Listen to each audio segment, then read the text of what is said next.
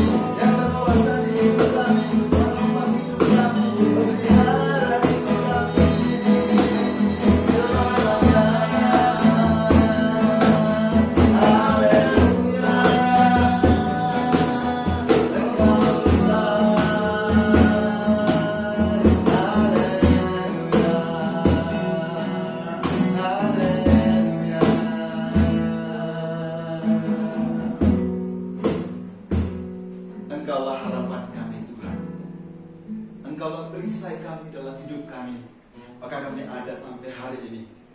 Kami akan berdiri di tengah-tengah situasi yang seperti sekarang, karena kami tahu Tuhan kami hidup, Tuhan kami berkuasa, Tuhan kami menopang dan menolong kami semua.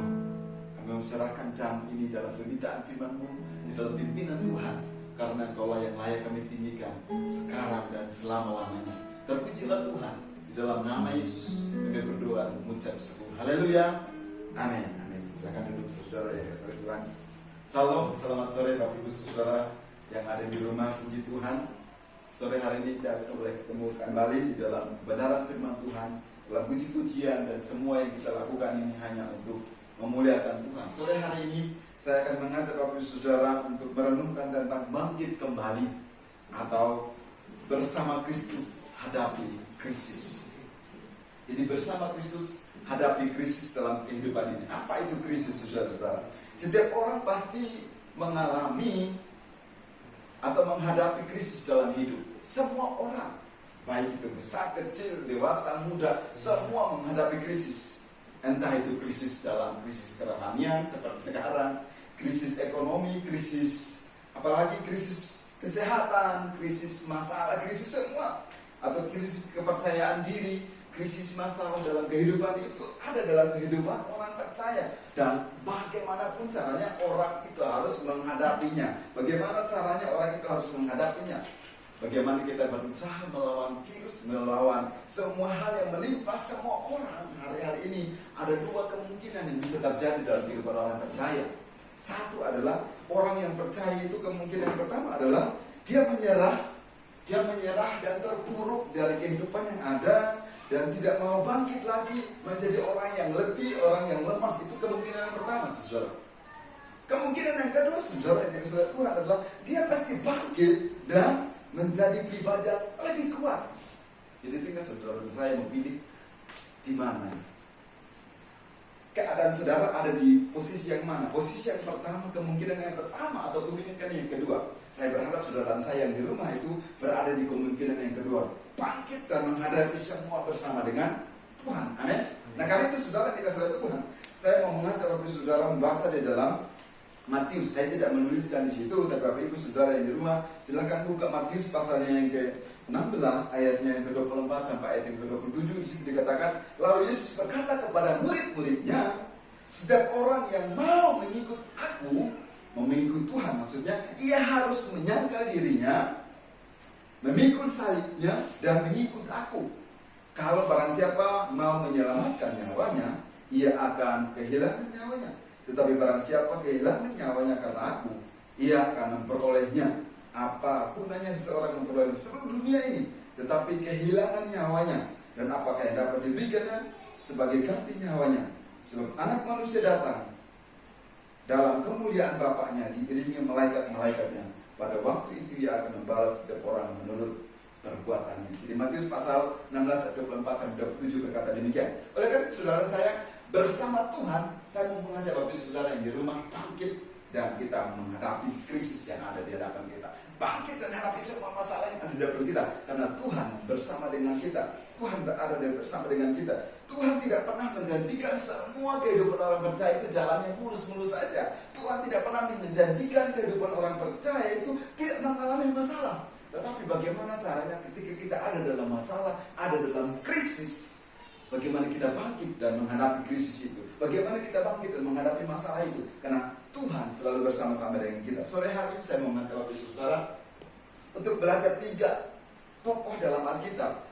Slide-nya bisa diganti. 3 tokoh dalam Alkitab yang begitu mereka menghadapi berbagai macam masalah dalam kehidupan mereka, tetapi mereka berjalan bersama dengan Tuhan, berani menghadapinya, berani menghadapi dengan kekuatan Tuhan. Kenapa? Karena orang-orang ini adalah sama dengan kita, tetapi mereka kuat menghadapi masalahnya, karena mereka kuat menghadapi semuanya, karena Tuhan bersama-sama dengan mereka. Ya, jadi saudara saya coba klik slide berikutnya, kita lihat 2 kemungkinan tadi saya sudah katakan bisa terjadi kalau dia menyerah, terpuruk dan menyerahkan orang lain. Berikutnya, tadi saya sudah katakan itu dia, kita pasti ada di pilihan yang kedua. Orang yang mengenal, kuncinya ada di sini saudara dan saya. Kuncinya adalah orang yang mengenal Tuhan akan bertahan dan berusaha bangkit dari keterpurukan. Itu kuncinya saudara. Orang yang mengenal Tuhan akan bertahan dan bangkit dari keterpurukan. Itu orang yang mengenal Tuhan. Krisis itu membuat orang percaya itu menjadi pribadi yang lebih kuat. Kenapa? Karena lebih bergantung kepada Tuhan tentunya. Kalau kita menghadapi masalah, harapannya adalah kita mau lebih bergantung kepada Tuhan. Walaupun hari ini kita krisis, tidak bisa beribadah bersama-sama. Tapi saudara dan saya pasti saya yakin dan percaya apabila saudara beribadah di rumah. Kenapa? Bergantunglah sepenuhnya kepada Tuhan, karena Tuhan adalah satu-satunya penolong kita yang sejati. Di dalam hal ini saudara dan saya akan mengajak kita untuk belajar dari 3 tokoh dalam Alkitab. Mereka melakukan 3 kunci ini tadi. Mereka melakukan kunci itu karena mereka mengenal Tuhan. Apapun keadaan menghadapi, 3 tokoh Alkitab yang berhasil bangkit. Yang pertama adalah, saudara saya pasti tidak kaget dengan nama ini, Ayub. Ayub ini adalah orang yang saleh, saudara. Orang yang baik dalam kehidupannya, orang yang melakukan apa yang dikatakan Tuhan. Saya akan membaca ayat yang pertama dari pasal 1. Ayub berkata begini, ada seorang laki-laki di tanah Uz bernama Ayub, saudara. Di tanah Uz ini ada seorang bernama Ayub. Orang itu saleh dan jujur. Ia takut akan Allah dan menjauhi kejahatan. Jadi Ayub ini adalah orang yang saleh, dan dalam keadaan krisis yang begitu berat, dia tetap memuji Tuhan saat semua hal yang baik itu diambil. Diambil oleh kuasa kegelapan. Sepertinya sudah tidak ada harapan. 10 anaknya itu diambil, meninggal. Ketika saudara saya baca di ayat pasal 18, ayat yang 18 di situ katakan, sementara orang itu berbicara, datanglah orang lain yang berkata, anak-anak tuan yang lelaki dan yang perempuan sedang makan dan minum anggur di rumah saudaranya, mereka yang sulung. Maka tiba-tiba angin bertiup dan dari seberang padang gurun, rumah itu dilandanya dan 4 penjurunya dan roboh sehingga menimpa orang-orang muda yang ada di dalamnya, sehingga semuanya mereka itu tidak ada. Aku dikatakan di firman Tuhan adalah ke 10 orangnya, 10 anaknya Yakub. Ayub ini semuanya mati tertimpa bangunan rumah, saudara. Artinya saudara saya, krisis yang dihadapi oleh Ayub ini adalah sebuah krisis yang sangat ekstrim. Ekstrim. Nah, ekstrim. Siapa yang mau makan es krim, saudara? Yang ekstrim, saudara. Kenapa begitu? Karena dia harus kehilangan 10 anaknya, tertimpa bangunan, mati semuanya, tewas semuanya. Dan sebagian ternaknya juga dicuri, diambil orang. Semua pegawainya atau orang-orang yang membantu dia juga ambil semua, hilang semua. Dan sekarang tinggal dirinya bersama istrinya. Istrinya juga meninggalkan dia. Dan keadaan yang dialami Ayub ini adalah sesuatu yang tidak menyenangkan. Semua keadaan hidupnya dia ditinggalkan sendirian. Dan apa yang dilakukan Tuhan? Apa yang dilakukan oleh Ayub? Tetap memuji Tuhan saat segala hal yang baik itu diambil. Tetap datang kepada Tuhan, tetap dekat dengan Tuhan. Jadi hebatnya adalah Ayub ini adalah tetap sujud menyembah dan memuji Tuhan, dan tidak berbuat dosa, tidak melakukan kejahatan, dan dia tidak menuduh Tuhan melakukan sesuatu yang tidak baik. Tetapi dia tetap berharap dan bersandar kepada Tuhan yang memberikan kekuatan kepada dia. Jadi kuncinya adalah bagaimana menjalani hidup berserah penuh kepada Tuhan. Ayub itu berserah penuh kepada Tuhan dan tetap memuji Tuhan walaupun semua yang ada di dekatnya hilang. Walaupun semua yang dekat dengan dia sudah tidak dekat dengan dia. Kenapa? Karena kondisinya dia harus sakit kulit, yang sakit borok yang membuat orang lain itu takut mendekat kepada dia. Tetapi pada akhirnya kita melihat bahwa Ayub ini tetap memuji Tuhan. Di dalam keadaan apapun, Ayub tetap memuji Tuhan, menyembah Tuhan. Jadi pada akhirnya kita menemukan bahwa rahasia yang Ayub dapatkan ketika dia tetap memuji Tuhan di tengah-tengah situasi krisis, semua orang hilang dari hadapannya, semua keternaknya hilang, semua yang ada dalam dirinya hilang, adalah dia dimampukan Tuhan melalui krisis itu karena dia orang yang saleh, dia orang yang jujur, dia orang yang takut akan Tuhan dan menjauhi kejahatan. Rahasianya adalah dia takut, dia saleh, dia jujur, dan dia menjauhi kejahatan. Maka Tuhan menghitungkan itu sebagai sebuah hal yang baik, dan dia dimampukan melewati krisis. Tetap memuji Tuhan dalam keadaan apapun. Yang kedua, saudara, ada kedua tokoh yang kedua yang kita mau pelajari sore ini adalah ada seorang yang bernama siapa, saudara? Gideon. Saudara perhatikan di dalam Hakim-Hakim pasal yang ke-8. Kalau saudara di rumah silakan dibuka Hakim-Hakim pasal yang ke-8. Saudara akan menemukan tentang kisahnya Gideon.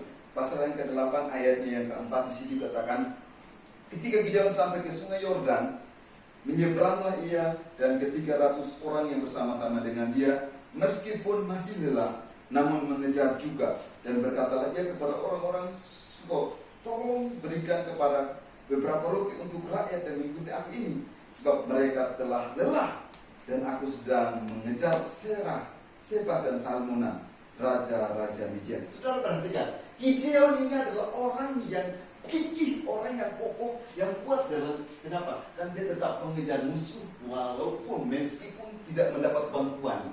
Kalau saya memakai bahasa kerennya dulu, bantuan logistiknya sudah habis. Bantuan logistik itu bicara soal makanan, uang, segala harta, apa yang dia butuhkan untuk menghadapi peperangan, itu sudah tidak ada yang menolong. Kalau saudara perhatikan pasal ini, orang-orang yang ada di Nia, ada di sana, mereka tidak membantu dia. Saudara perhatikan ini di ayat yang ke-6. Tetapi jawab orang pemuka di Sukot itu, sudahkah Seba dan Salmuna itu ada di dalam tanganmu? Jadi dia menjawab, musuh itu sudah ada di tanganmu, kok kamu meminta makanan? Kalau kita memakai bahasa sehari-hari kan, Gideon itu meminta pertolongan logistik atau meminta pertolongan makanan supaya dia mendapatkan kekuatan untuk mengejar musuh. Walaupun demikian dia tidak mendapatkan. Kenapa? Karena orang-orang yang ada di Sukot tidak memberikan apa yang diminta oleh Gideon. Tetapi Gideon tetap mengejar musuh meskipun tidak ada bantuan apapun. Dia tetap maju berperang, dia tetap maju melakukan tugasnya, karena Gideon adalah orang yang seorang anak Tuhan yang baik, yang dia tetap memikul tanggung jawab sebagai seorang prajurit yang di depan. Dia tetap maju menyerang, mengejar musuh, yang pada akhirnya dia mengalahkan musuh. Kenapa? Karena dia tidak terhalangi oleh apapun. Dia tetap kuat di dalam Tuhan, dia tetap kokoh. Karena rahasia adalah orang-orang yang berhasil melalui krisis adalah tidak mau menyerah. Gideon ini orang yang tidak menyerah. Gideon adalah orang yang tidak mau putus asa dalam keadaan apapun, keadaan yang mulai lemah karena kekurangan makanan, tetapi dia tetap kokoh, dia tetap teguh kuat mengejar musuh, dan pada akhirnya dia mengalami kemenangan. Kenapa? Karena Tuhan bersama dengan dia. Dia terus berjuang, dia terus kokoh dan teguh dalam mengejar musuh dengan tidak menyerah dalam keadaan apapun. Pada akhirnya Tuhan menghargai apa yang dilakukan oleh Gideon, dan akhirnya dia menang melawan musuh yang ada di hadapannya. Pada akhirnya kita menemukan bahwa Gideon adalah orang yang dipakai Tuhan mengalahkan musuhnya karena Tuhan memakai hidupnya. Jadi rahasianya adalah Gideon ini orang yang tidak putus asa, tidak mudah menyerah, tidak mudah putus asa untuk mengambil tindakan yang tidak benar, tetapi dia tetap percaya bahwa Tuhan pasti menolong. Jadi kita menemukan di ayat-ayat ini, di situ dikatakan di ayat yang ke-11, Gideon melalui jalan orang-orang diam di dalam kemah di sebelah timur Noba dan Yokeba, lalu memukul kalah tentara itu ketika tentara itu menyerangnya dan rasanya dirinya aman. Jadi Gideon itu berhasil menyerang musuh dan berhasil mengalahkan Salmuna dan semua orang-orang yang ada di dalam kehidupannya. Dia berhasil mengalahkannya karena apa?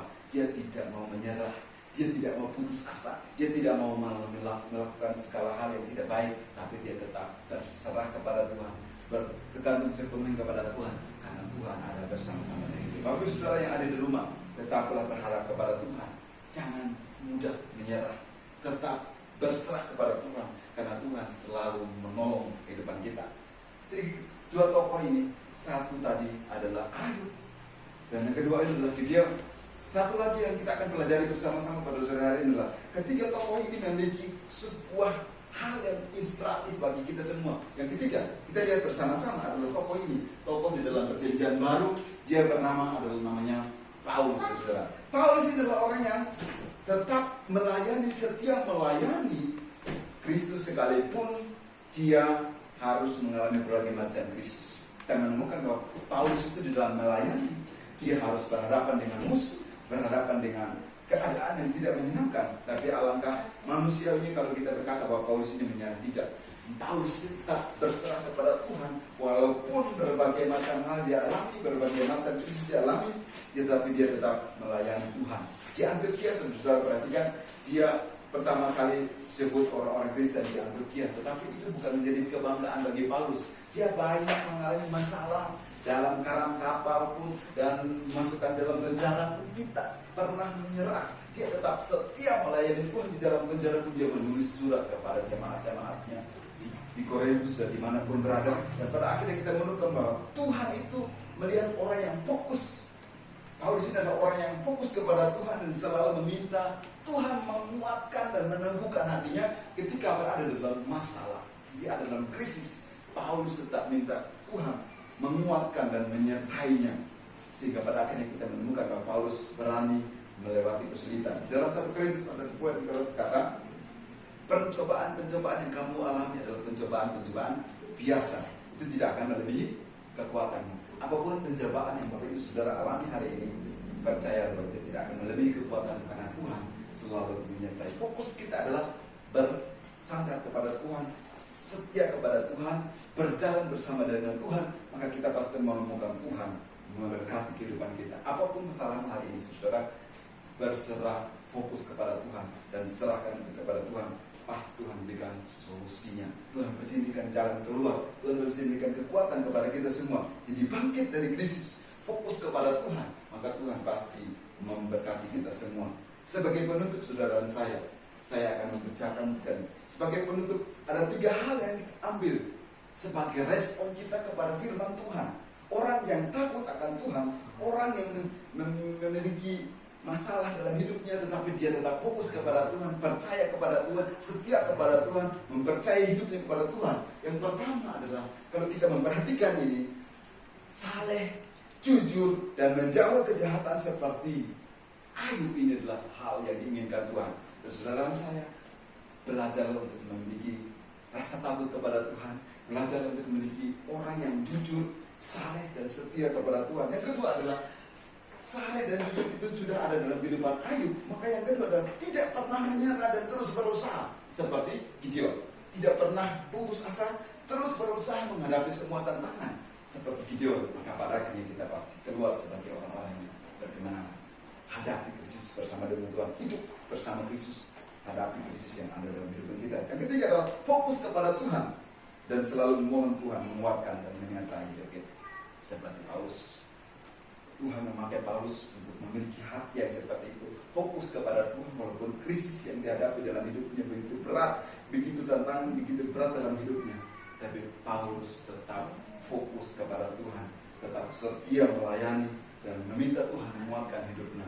Maka dia mengalami kemenangan, demikian menang bersama Tuhan. Tentunya semua orang-orang yang ada dalam Alkitab ini yang kita baca, yang kita renungkan sore hari ini, membuat kita belajar bahwa orang yang sama seperti kita, mereka dimampukan Tuhan untuk menghadapi krisis. Berarti kita semua yang ada di rumah pun dimampukan Tuhan untuk menghadapi semua keadaan yang ada dalam hidup kita. Amin. Mari kita berdiri bersama-sama, Bapak Ibu Saudara yang di rumah.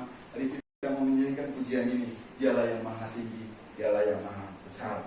Allah kita maha besar, Allah kita maha kuasa. Untuk menanggapi firman Tuhan pada sore hari ini, mari kita belajar bersama-sama. Naikkan pujian ini bersama-sama. Dialah yang maha tinggi.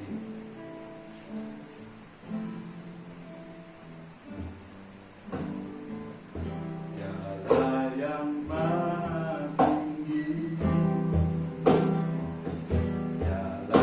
damai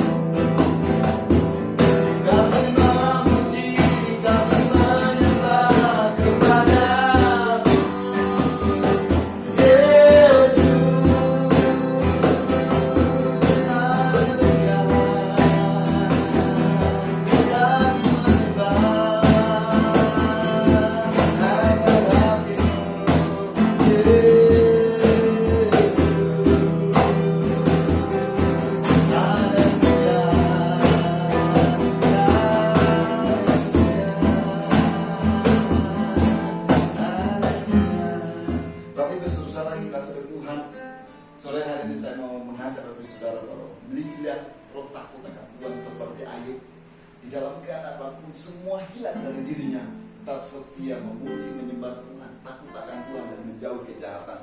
Seperti Gideon, dalam keadaan apapun dia tetap setia melakukan tugasnya dengan tanggung jawab bahwa Tuhan tidak pernah meninggalkan hidupnya. Tuhan berserta dengan hidupnya. Seperti yang dilakukan oleh Paulus, tetap setia melayani Tuhan karena Tuhan ada bersama dengan dia. Mari saudara-saudara dikasih oleh Tuhan yang ada di rumah, mari kita mau belajar bersama-sama melakukan tugas kita dengan setia, takut akan Tuhan dan tetap tidak berubah dalam keadaan apapun. Kita tetap setia meminta pertolongan Tuhan, tetap setia menghadapi musuh dengan tetap mengandalkan Tuhan dengan memuji dan memuliakan Tuhan dalam hidup kita. Walaupun keadaan kita terbatas, tapi Tuhan selalu hadir di rumah saudara, di dalam hidup saudara. Mari kita mau berdoa bersama-sama. Bapa surgawi, kami bersyukur buat firman Tuhan. Kami mau belajar menjadi orang yang takut akan Tuhan. Kami mau belajar menjadi orang yang tetap tidak menyerah dalam keadaan apapun. Kami mau tetap setia seperti yang dilakukan oleh tokoh-tokoh Alkitab. Kami begitu berani karena Tuhan menyertai mereka. Maka kami pun sadar dan tahu bahwa Tuhan pasti menyertai hidup kami. Kami mau tetap setia, tetap tekun di dalam Tuhan walaupun keadaan kami terbatas. Hidup kami terbatas, tidak berkumpul bersama-sama, tapi Tuhan hadir di rumah kami. Tuhan hadir dalam hidup kami. Tuhan memberkati hidup kami. Di dalam nama Yesus, Allah kami yang hidup, kami berdoa dan bersyukur. Berkatilah hidup mereka. Saudara yang ada di rumah, diberkatilah hidup mereka, diberi kekuatan, diurapi Tuhan, kuatkan Tuhan, ditukukan Tuhan. Di dalam nama Yesus kami berdoa. Haleluya. Amin. Amin. Terima kasih Bapak Saudara yang kasih Tuhan sudah menguji pada sore hari ini. Kita akan mengakhiri pada kita pada sore hari ini dengan menyanyikan pujian doanya Yahweh. Kiranya Engkau memberkati aku.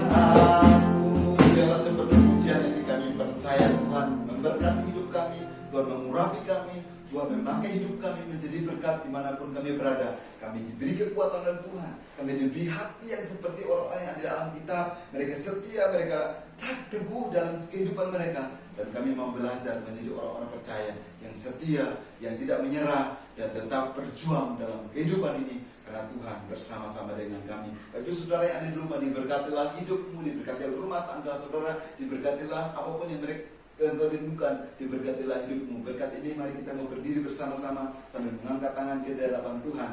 Bagi saudara yang dikasih oleh Tuhan yang ada di rumah, terimalah berkat Tuhan yang memberkati hidup kita, memberkati semua pekerjaan kita, memberkati apapun yang kita inginkan.